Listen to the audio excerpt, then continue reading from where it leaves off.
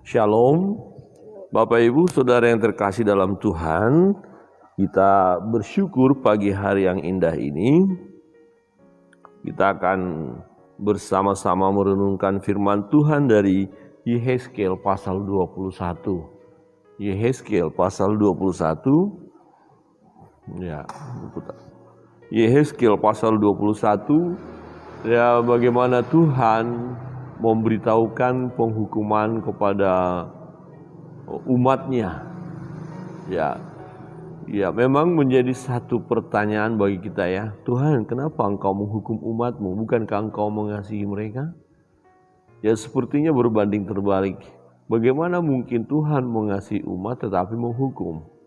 Nah, jangan lupa, Tuhan adalah Allah yang maha adil. Betul, dia mengasihi umatnya, sangat mengasihi. Berkali-kali umat itu melakukan kejahatan, melakukan dosa, Tuhan memberikan pengampunan. Nah, tetapi persoalannya adalah umat ini mengeraskan hati, tidak mau mendengar ya firman Allah, tidak mau mendengarkan petunjuk Tuhan. Nah, Tuhan memang panjang sabar, tetapi dia tidak memberi dirinya untuk dipermainkan. Ya, Tuhan Allah yang adil akan menghukum umat itu sesuai dengan perbuatan mereka, setimpal dengan apa yang mereka lakukan. Dalam Yehezkiel pasal 21 ayat 8 berkata begini, "Kemudian datanglah firman Tuhan kepadaku, hai anak manusia, bernubuatlah dan katakanlah, beginilah firman Tuhan, pedang yang sudah diasah dan juga digosok." Jadi pedang yang sudah diasah, sudah digosok itu seperti pedang yang tajam, ya siap untuk menebas. Jadi sekali tebas leher bisa putus gitu ya. Jadi ini gambarannya seperti persiapan perang. Ya, pedang sudah diasah, sudah digosok. Ya, di ayat 10 dikatakan diasah untuk menumpahkan darah dan digosok supaya mengkilat seperti petir. Nah, apakah kita akan bersuka cita? Tongkat anakku menghina segala macam kayu. Saudara yang terkasih dalam Tuhan, apa artinya pedang yang sudah diasah mengkilat sedemikian rupa? Ini berbicara sesuatu hal yang serius. Ini bukan main-main ya. Ini serius dan waktunya segera. Ya. Jadi seperti seorang yang sangat benar-benar marah, geram ya, jadi asah sampai tajam, terus mengkilat dan sekali tebas putus ya gitu ya kira-kira ya. Nah, diasah untuk menumpahkan darah, digosok supaya mengkilat seperti petir. Apakah kita akan bersuka cita? Saudara yang terkasih dalam Tuhan, di ayat berikut dikatakan pedang itu diberikan supaya digosok, supaya sedia dipergunakan. Pedang itu diasah dan digosok supaya diberikan ke tangan si pembunuh. Berserulah dan merataplah hai anak manusia, sebab pedang itu ditujukan melawan umatku. Ditujukan melawan umatku, ditujukan melawan semua pemimpin Israel. Mereka dan umatku sama-sama dibiarkan dimakan pedang. Oleh sebab itu tepuklah pinggangmu sebagai tanda perkabungan. Jadi Nabi Yehezkiel berbicara, menubuatkan hal ini, memberitahukan. Jadi Nabi Yehezkiel sudah terlebih dahulu di pembuangan, tapi masih ada umat di Yerusalem. Masih ada di sana Raja Sedekia. Ya. Nah, tapi kemudian ketegaran hati mereka yang masih di Yerusalem, ketidakmauan mereka untuk menyerah kepada Babel, tidak mau mengikuti nasihat daripada Nabi Yeremia, ya. Maka tiba waktunya Tuhan akan menghukum mereka. Ya, jadi pedang yang diasah itu ya untuk umatnya, untuk umat pilihan ini. Saudara yang terkasih dalam Tuhan, mengapa sampai sedemikian? Karena memang kejahatan umat itu. Ya. Di ayat 15 berkata, supaya hati mereka hancur dan yang jatuh berbahan bertambah-tambah di tiap pintu gerbang mereka. Aku memerintahkan penumpahan darah dengan pedang itu. Aduh, pedang itu dibuat menyamai petir dan digosok untuk menumpahkan darah. Pancung yang di kanan dan di kiri, kemana saja matamu menetap. Jadi, ya seorang yang pegang pedang berjalan, ada orang di kanan pancung, ada yang di kiri pancung, jadi kiri kanan. Dan sebegitu dahsyatnya, ya. Dan aku juga akan bertepuk tangan dan hatiku yang panas menjadi tenang kembali. Aku Tuhan yang mengatakannya. Jadi ini memang murka Allah, Allah yang hati Allah panas murka, tentu ada alasan. Nah ini. Nah kejahatan dari umat pilihan ini, kejahatan daripada raja yang ada di Yehuda pada waktu itu. Nah umat yang mendengarkan suara nabi palsu dan mereka yang giat melakukan penyembahan berhala, tak kunjung juga bertobat, tak kunjung juga mereka menyerah, tetapi mereka melawan firman, melawan kebenaran. Saudara yang terkasih dalam Tuhan, orang yang melawan firman, orang yang melawan kebenaran, dia akan binasa. Dia akan binasa. Jadi seperti di sini dikatakan Tuhan murka, kemudian dengan adanya pedang itu, ya baru Tuhan tenang. Ya dikatakan, hatiku yang panas menjadi tenang kembali. Aku Tuhan yang mengatakannya. Saudara yang terkasih dalam Tuhan, ya penghukuman kepada umat pilihan, ya adalah sesuatu tindakan daripada Allah sendiri sebagai disiplin. Di ayat 24 begini firman Tuhan.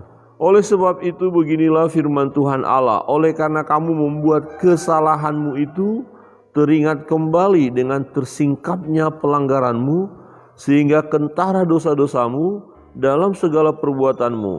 Oleh karena kamu menjadi teringat kembali, kamu akan ditangkap dengan kekerasan. Dan hai engkau Raja Israel, orang fasik yang durhaka, yang saatmu sudah tiba untuk penghakiman terakhir.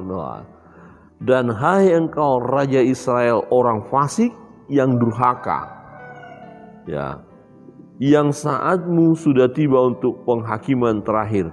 Beginilah firman Tuhan Allah, jauhkanlah serbanmu dan buangkanlah mahkotamu.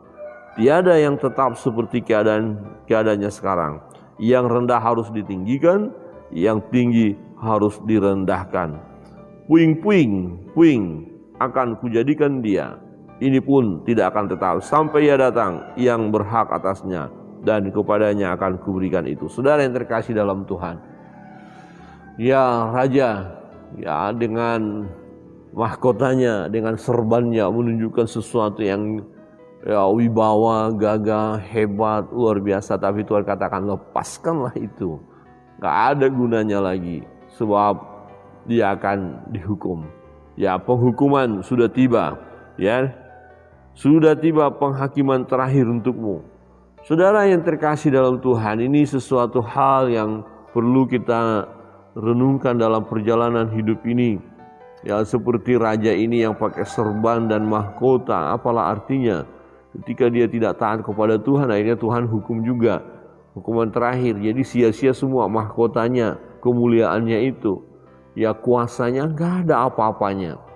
Ya selesai. Nah mengingatkan kita bahwa perjalanan hidup kita, apa yang kita miliki ini tidak bisa kita banggakan. Ya, jangan kita menyombongkan diri dengan sesuatu yang kita punya, kehebatan kita. Wah kita gagal, kemudian kita mulai sombong. Nah rata-rata kalau kita lihat dosa umat pilihan ini dan termasuk rajanya adalah kesombongan. Ya ketika mereka hebat, sombong. Ketika sudah jadi raja, sombong, ya begitu. Nah ketika sudah punya kuasa, ya ditegur, malah sakit hati. Zedekia ditegur oleh Yeremia, wah Zedekia sakit hati. Ya suruh orang untuk akhirnya udah tangkap itu Nabi Yeremia itu, penjarakan aja itu. Dan itu yang terjadi bukan dalam hidup kita saat ini. Ada kalanya seseorang, ya kalau pimpinan misalnya ditegur, wah ini anak buah kok kok berani-berani ya negor ya pimpinan ya. Nah, nanti tuh udah usah naikkan karirnya, tekan aja di situ terus. Nah, ini sesuatu yang menyedihkan dalam hidup umat manusia, tapi faktanya itu terjadi. Kita nggak bisa pungkiri. Jadi ada kecenderungan kita untuk sombong, Bapak Ibu Saudara yang terkasih dalam Tuhan. Tetapi apalah artinya kesombongan itu? Jadi yang ditinggikan akan, yang tinggi akan direndahkan, dikatakan tadi ya. Jadi yang tinggi akan direndahkan, ya. Yang rendah harus ditinggikan, yang tinggi harus direndahkan. Jadi inilah suatu perbuatan Tuhan yang ajaib. Mengapa yang tinggi harus direndahkan? Ya, karena ya ketika dia tinggi, dia sombong. Kesombongan awal kejatuhan itu sendiri. Jadi Raja Israel dikatakan yang durhaka, yang murtad. Jadi melakukan kejahatan ya sudah selayaknya lah mendapatkan penghukuman daripada Tuhan. Saudara yang terkasih, kita melihat bagaimana Tuhan yang memang Allah yang Maha Kasih.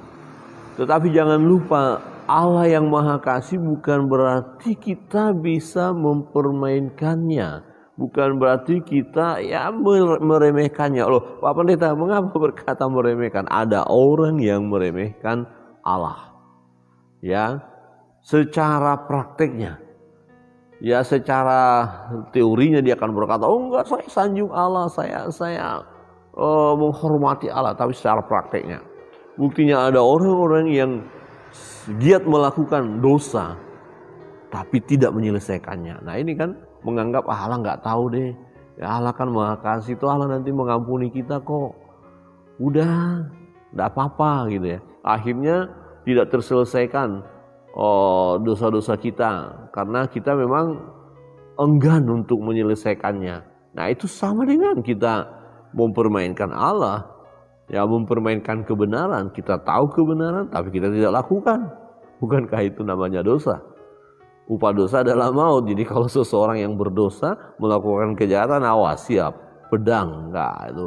Jadi Tuhan berkata di sini melalui Nabi Yeskiel, "Wadah, lihat pedang diasah, ya yang tajam, mengkilat seperti kilat," dikatakan. Jadi ini sesuatu yang serius.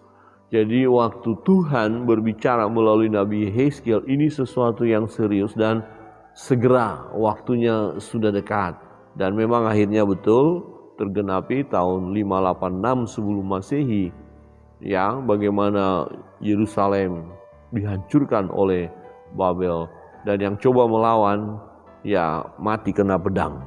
Ya, pedang semua dibunuh. Ya, memang ada yang sisa. Ya, yaitu mereka yang akhirnya diangkut ke Babel. Saudara yang terkasih dalam Tuhan, pagi hari ini kita melihat kebenaran firman Allah. Tidak ada sesuatu yang bisa kita banggakan dalam hidup kita saat ini yang mau kita sombongkan.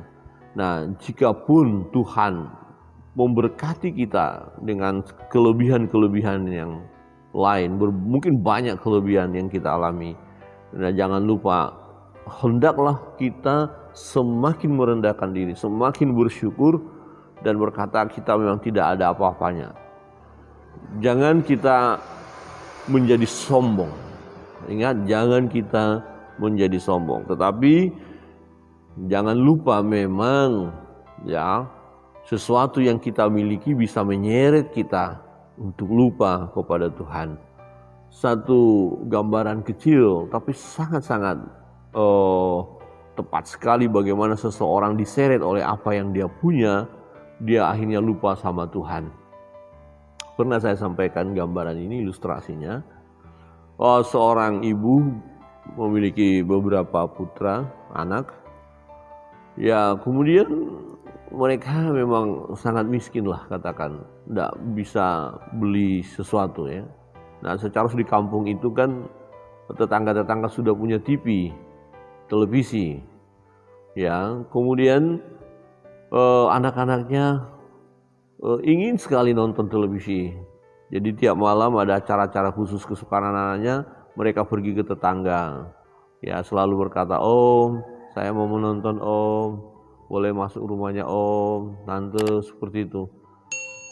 Akhirnya yang tuan rumah membuka, kadang-kadang juga ditolak. Nggak, kita mau istirahat, ditutup. Anak itu pulang ke rumah, ngadu sama mamanya. Ini mamanya ini sedih sekali.